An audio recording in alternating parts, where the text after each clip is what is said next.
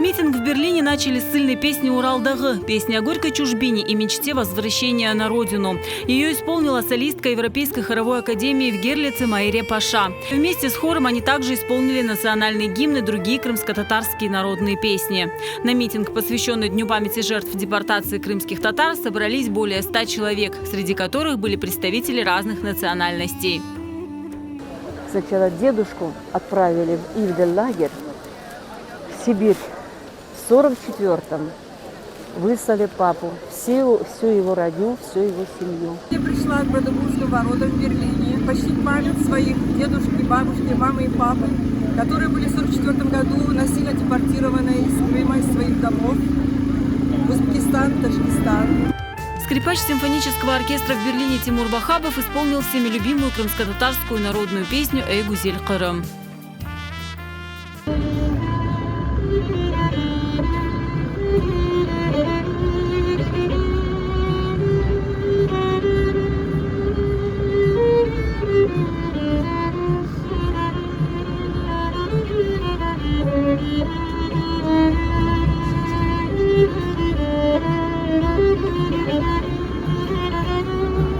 Организовали мероприятие несколько крымско-татарских групп, среди которых Кырым Медени Меркезы.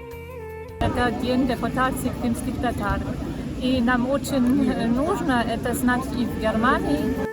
Не остались в стороне и крымские татары, проживающие сейчас в Бельгии. Митинг, посвященный 18 мая, организовали в Брюсселе у здания Европарламента. Все это останется в нашей памяти на всю жизнь, и наши дети и внуки все это помнят. Все это передается на генетическом уровне, через кровь, через молоко матери. Здесь также выступили активисты, читали молитвы и говорили о трагических судьбах. Tekrar hür ve güçlü olarak ülkelerinde yaşamayı nasip eyle. Biz anamız bu adamlarını sürgünlükte olgen binlerce adamlarımızla biz anmak gerekmez.